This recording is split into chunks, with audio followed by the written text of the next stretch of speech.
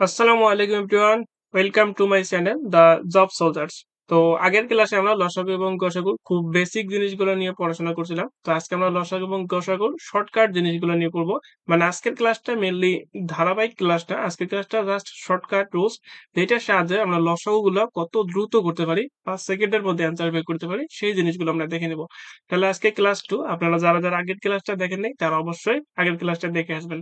তাহলে চলেন আজকের ক্লাস শুরু করা যাক। আচ্ছা দেখেন এখানে একটা ম্যাথ দেওয়া আছে। বলা আছে যে 2, 3, 4, 5, 15 এবং 20 এই সংখ্যাগুলোর লসাগু নির্ণয় করো। তো লসাগু আমরা নির্ণয় করতে পারবো সেটা সমস্যা না। কিন্তু সেখানে আমাদের সময়টা অনেক লাগবে। কিন্তু আমি চাচ্ছি যে এত সময় যাতে আমাদের না লাগে শুধুমাত্র 5 থেকে 10 সেকেন্ডের মধ্যে যদি অ্যান্সারটা বের করতে পারি সেটা অনেক ভালো হয়। তো সেটা কিভাবে করব আজকের ক্লাসে সেই জিনিসটাই দেখে নিব। তো শর্টকাটটা আমরা একটু পরে দেখি। আমি যদি এমনিতেই বলি যে এই ম্যাথটা কিভাবে সলভ করবেন তাহলে বেশিরভাগ ক্ষেত্রে এভাবে করবেন যে প্রথমে সবচেয়ে যেটা ছোট সংখ্যা সেটা দ্বারা ভাগ দিতে হবে। তাহলে 2 দ্বারা ভাগ দিলে এখানে আসছে 1, এই 3 কে 2 দ্বারা ভাগ যায় না তার জন্য 3 এর 3 ই থাকবে। এই 4 কে ভাগ দিলে আমরা 2 পাবো। 5 কে ভাগ যায় না 5 ই থাকলো। আর 15 কেও ভাগ যায় না 15 থাকলো। আর 20 কে যদি ভাগ দেই তাহলে 10। তাহলে এভাবে আমরা 10 লিখলাম। এরপর একই উপায়ে এই সংখ্যাগুলোকে আমরা আবার ভাগ দিব। তাহলে এখানে সবচেয়ে ছোট সংখ্যা আবার 2 দ্বারা ভাগ দেওয়া যায়। তাহলে এখানে 1 যেগুলোকে ভাগ যায় না যা আছে তাই লিখবো। তাহলে এই 2 কে ভাগ যায় তাহলে এখানে 1 লিখলাম। এগুলো ভাগ যায় না যা আছে তাই লিখলাম। আবার 10 কে যদি ভাগ দিই তাহলে আমরা 5 লিখতে পারবো। তাহলে 5 লিখে দিলাম। তাহলে এই সংখ্যাগুলোকে আমরা আবার ভাগ দেব। তো এখানে আবার 2 দ্বারা ভাগ দেওয়া যাচ্ছে না। তাহলে 3 দ্বারা ভাগ দিতে পারি। তাহলে 3 দ্বারা ভাগ দিলে এখানে 1 থাকতেছে। এই 3 কে ভাগ দিলে 1, এটা 1। 5 কে যায় না। আর এই 15 কে যায় তাহলে হচ্ছে 5। আর এখানে 5 দিয়ে যায় না যা আছে তাই লিখলাম। এরপর এখানে আমরা 5 দ্বারা ভাগ দিতে পারি। তাহলে 1 থাকতেছে 1, 1। তারপরে সবগুলো এখানে আমাদের কি 1 হয়ে যাচ্ছে। তাহলে এখন আমরা কিভাবে লসাগু বের করতে পারবো? লসাগু হবে যে 2 গুণন 2, 3 গুণন 5 গুণন এখানে 1 গুলো আছে সবগুলো 1 আমরা গুণ করতে পারি। তো 1 দ্বারা গুণ করলে আমাদের কোনো পার্থক্য হবে না। সেজন্য আমাদের 1 লেখার দরকার নাই। তো এই যে সংখ্যাগুলো আছে এই সংখ্যাগুলো গুণ করলে আমরা কি অ্যান্সারটা পেয়ে যাবো। 2 আর 2 গুণ করলে 4, 4 এর সাথে যদি 3 গুণ করি তাহলে 12, 12 এর সাথে যদি আমরা 5 গুণ করি 60। তাহলে এটার অ্যান্সার হবে 60। তো এটা আমরা এত লেন্দি ওয়েতে করব না। আমরা কিভাবে 5 থেকে 10 সেকেন্ডের মধ্যে অ্যান্সার করতে পারি সেই জিনিসটা আমরা দেখে নেব। তো আসলে আমাদের এই জিনিসটা দেখার জন্য কিছু ছোট, ছোট রুলস শিখতে হবে যেটা শুধুমাত্র এই ম্যাথ না অন্য ম্যাথ গুলো করার জন্য আমাদের কাজে লাগবে। তো চলেন আমরা আগে রুলস গুলো একটু দেখে নিয়ে আসি। আচ্ছা দেখেন তাহলে আমরা 1 নম্বর যে রুলসটা আছে সেই রুলসে যাই। এখানে কি বলা আছে যে দুটি সংখ্যা ভিন্ন বা মৌলিক হলে দুটি গুণ করে লসাগু বের করতে হবে। তাহলে আমরা দুটো সংখ্যা নিলাম 3 এবং 5। তো এই দুটো সংখ্যাই আমাদের মৌলিক সংখ্যা, এগুলোকে অন্য কোনো সংখ্যা দ্বারা ভাগ দেওয়া যায় না। তাহলে এই দুটো সংখ্যার আমাদের লসাগু হবে কত? এই দুটো সংখ্যা গুণ করলে অ্যান্সারটা পাবো সেটাই হবে আমাদের অ্যান্সার। তাহলে 3 এবং 5 যদি গুণ করি তাহলে হচ্ছে 15। তাহলে 3 এবং 5 এর আমাদের লসাগু হচ্ছে 15। আচ্ছা পরবর্তী সংখ্যাগুলো দেখা যাক। এখানে দুইটা সংখ্যা দেওয়া আছে যে 3 এবং 7। তাহলে এই দুটো সংখ্যা আমাদের মৌলিক সংখ্যা। তাহলে আমাদের এই দুইটা সংখ্যা লসাগু বের করতে গেলে এই দুটো সংখ্যা আমাদের গুণ করতে হবে। তাহলে 3 এবং 7 যদি গুণ করি তাহলে 3 7 21। তাহলে এই দুটো সংখ্যার আমাদের লসাগু হচ্ছে 21। এরপর পরবর্তী সংখ্যাগুলো দেখে নেওয়া যাক। এরপর আছে এখানে যে 4 এবং 9। তাহলে 4 এবং 9 এর মধ্যে আমাদের 9 হচ্ছে মৌলিক সংখ্যা। তাহলে এই দুটো সংখ্যার যদি আমাদের লসাগু বের করতে হয় তাহলে আমাদের এই দুটো সংখ্যাকে গুণ করতে হবে। তাহলে 4 এবং 9 যদি গুণ করি তাহলে 4 লং 36। তার মানে এই দুটার আমাদের লসাগু হচ্ছে 36। এরপর যদি আমরা আরেকটা দেখে নিই এবং 5 আর 7 আছে দুইটাই মৌলিক সংখ্যা তাহলে আমাদের গুণ করে লসাগু বের করতে হবে। তাহলে 5 আর 7 গুণ করলে 35। তার মানে এটাই হচ্ছে আমাদের এই দুটো সংখ্যার লসাগু। তো এইটাই গেল আমাদের 1 নম্বর রুলস। এরপর আমাদের 2 নম্বর রুলসে ফেরানো যাক। তাহলে এখানে 2 নম্বর রুলস দেখেন কি বলছে যে 2 বা 3টি সংখ্যার মধ্যে বড় সংখ্যাটিকে ছোট সংখ্যাগুলো দিয়ে নিঃশেষে ভাগ করা গেলে বড় সংখ্যাটি হবে তাদের লসাগু। আরেকবার পরের লাইনটা যে 2টি বা 3টি সংখ্যার মধ্যে বড় সংখ্যাটি ছোট সংখ্যাগুলো দ্বারা নিঃশেষে ভাগ করা গেলে বড় সংখ্যাটি হবে তাদের লসাগু। তাহলে আমি এখানে দুইটা সংখ্যা নিলাম। এই দুটো সংখ্যার মধ্যে বড় হচ্ছে 4 এবং ছোট হচ্ছে 2। তাহলে এই ছোট সংখ্যা দ্বারা আমরা বড় সংখ্যাটাকে ভাগ দেব। তাহলে 2 দ্বারা 4 কে ভাগ দেব। তাহলে আমাদের এটা নিঃশেষে ভাগ যাচ্ছে।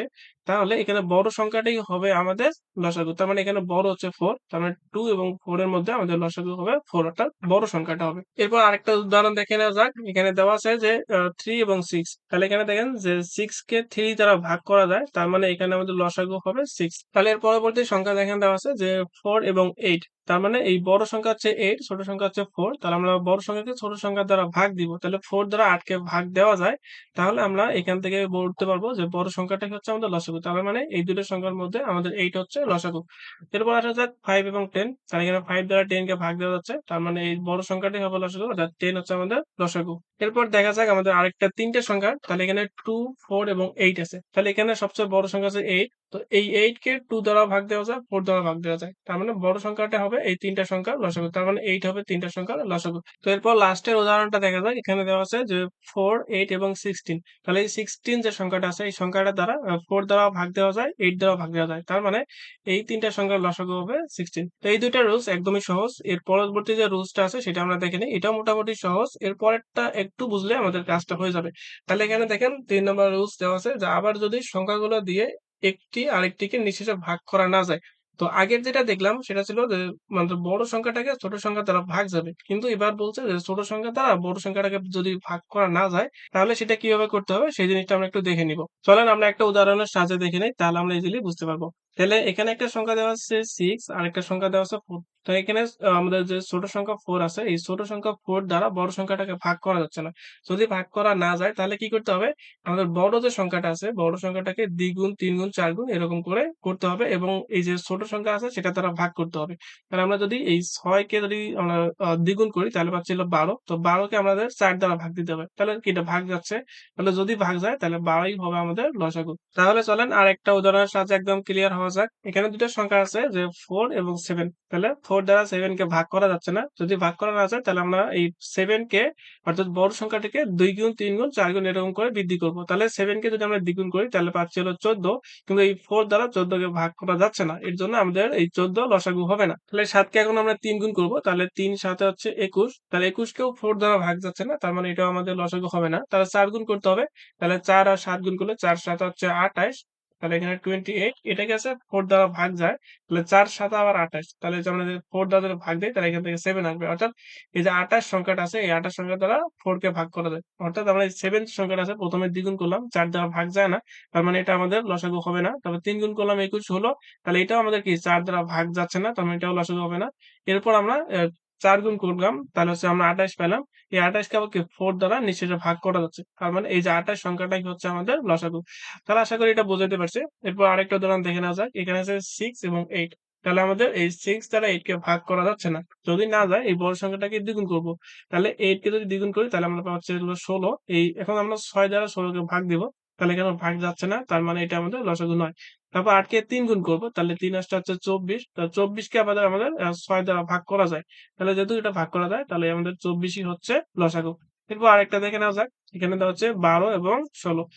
১২ এবং ১৮। তাহলে এই ১৮ কে যদি আমরা দ্বিগুণ করি দ্বিগুণ করলে আমরা পাচ্ছি হলো ৩৬। তো এখানে আমরা ১২ দ্বারা ভাগ করতে পারি। ৩ ১২ ৩৬। তার মানে এখানে যে ৩৬ সংখ্যাটা আছে এটাই হচ্ছে আমাদের লসাগু। তাহলে এই উপায়ে আমরা কি একদম সিম্পলি মানে একদম ম্যাথ না করেই অ্যান্সার গুলা বের করতে পারি। তাহলে পরবর্তী উদাহরণটা একটু দেখে নেওয়া যাক। এখানে দেওয়া আছে ২০ এবং ৩০। তাহলে ৩০ কে যদি আমরা দ্বিগুণ করি তাহলে পাচ্ছি হলো ৬০। তো ৬০ কে আবার ৩ দ্বারা ২০ দ্বারা ভাগ দেওয়া যায়। তাহলে যেহেতু ২০ দ্বারা ভাগ দেওয়া যায় তার মানে এটাই হচ্ছে আমাদের লসাগু। তাহলে ২০ এবং ৩০ এর লসাগু হচ্ছে ৬০। তাহলে এরপর একদম আমাদের শেষ যে রুলসটা আছে সেই রুলসটা আমরা দেখে নিব। তাহলে সেই রুলসটা দিয়ে আমাদের ওই যে ১ম যে ম্যাথটা ছিল সেই ম্যাথটা করব। তো কিভাবে করতে হবে? যদি আমাদের অনেকগুলো সংখ্যা থাকে, অনেকগুলো সংখ্যা থাকলে আমরা সবচেয়ে বড় সংখ্যাটা ধরবো। তো বড় সংখ্যাটা ধরে বড় সংখ্যার যে আমাদের উৎপাদকগুলো আছে সেই উৎপাদকগুলো আমরা হিসাব থেকে বাদ দিব। তাহলে ২০ আছে, ২০ এর আমাদের উৎপাদক কি? উৎপাদক হচ্ছে যে সকল সংখ্যা দ্বারা ২০ কে ভাগ দেওয়া যাবে। তাহলে ১ দ্বারা ভাগ দেওয়া যায়, ২ দ্বারা ভাগ দেওয়া যায়। তারপর হচ্ছে যে ৪ দ্বারা ভাগ দেওয়া যায়, ৫ দেওয়া যায়, ১০ আর হচ্ছে ২০। তার মানে এগুলো হচ্ছে ২০ এর উৎপাদক। তাহলে এখান থেকে এই যে সংখ্যাগুলো আছে এখান থেকে ২০ এর উৎপাদকগুলো আমরা বাদ দিব। তাহলে ২ আছে তাহলে হচ্ছে ২ বাদ। তারপর ৪ আছে ৪ বাদ, ৫ আছে ৫ বাদ আর নেই। তাহলে এটা ঠিক আছে। এরপর এর চেয়ে ছোট সংখ্যা যেটা আছে সেটার উৎপাদক নেব। তাহলে ১৫ আছে তাহলে ১৫ এর উৎপাদক হচ্ছে ১, তারপর ৩, ৫, তারপর হচ্ছে ১৫। তাহলে আমাদের এই ১৫ এর উৎপাদকগুলো বাদ দিতে হবে। তাহলে ১৫ এর উৎপাদক এখানে ৩ আছে আর ৫ আছে। ৫ তো আমরা আগেই বাদ দিছি। তাহলে এই যে সামনের যে সংখ্যাগুলো আছে, সামনের সংখ্যাগুলো আমাদের আর করার দরকার নেই। এখন কি আছে? এখন আছে শুধুমাত্র ১৫ আর হচ্ছে ২০। তাহলে এটা যদি আমাদের লসাগু বের করতে হয় কি করতে হবে? এই বড় সংখ্যাটাকে আমাদের দ্বিগুণ করতে হবে। তাহলে হচ্ছে ২০ কে যদি আমরা দ্বিগুণ করি তাহলে পাচ্ছি ৪০। তো ৪০ দ্বারা এই 4 কে আমরা ভাগ দিতে পারব না। তাহলে এটা আমাদের লসাগু হবে না। তারপর ২০ কে ৩ গুণ করব। তাহলে হচ্ছে ৩ গুণ করলে ৬০। তো ৬০ দিয়ে দেখেন এই যে ৬০ কে ১৫ দ্বারা ভাগ দেওয়া যায়। তার মানে এটাই হচ্ছে আমাদের লসাগু। তার মানে এখান থেকে আমরা বলতে পারি যে এটার অ্যান্সার হচ্ছে লসাগু। যে ম্যাথটা আমরা ১ম বার করছিলাম, তো অনেক বড় একটা ম্যাথ করে আমরা কি সেখান থেকে ৬০ অ্যান্সার বের করছি। তো এখন কিন্তু আমরা কি সিম্পলি অ্যান্সারটা ৬০ বের করে নিয়ে আসতে পারলাম। তো এখানে ছোট একটা কোয়েশ্চেন আসতে পারে যে আমরা উৎপাদকগুলো কেন বাদ দিব? তো উৎপাদকগুলো বাদ দেওয়ার কারণ হচ্ছে আমরা যখন এই যে ২০ কে হচ্ছে যে আমরা দ্বিগুণ করব, ৩ গুণ করব। তো এখানে দেখেন ৪০ আছে। তো ৪০ দ্বারা আমরা যে এই যে 2 মানে যে উৎপাদকগুলো যেগুলো ছিল, যে ২০ এর উৎপাদক ওদের 2 ছিল, 4 ছিল, 5 ছিল, এগুলো দিয়ে দেখেন যে অটোমেটিক্যালি সবগুলোই ভাগ যাবে।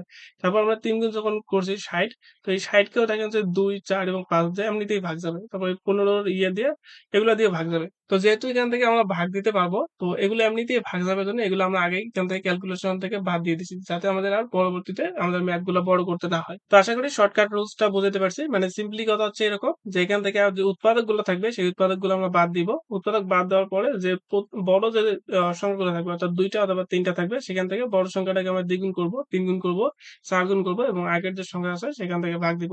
ভাগ দিলে আমরা অ্যান্সারটা পেয়ে যাবো। তাহলে ২০ কে দ্বিগুণ করলাম ৪০ পেলাম। বাট ৪০ কে আমাদের ১৫ দ্বারা ভাগ যায় না। তাহলে এটা উৎপাদক হবে না।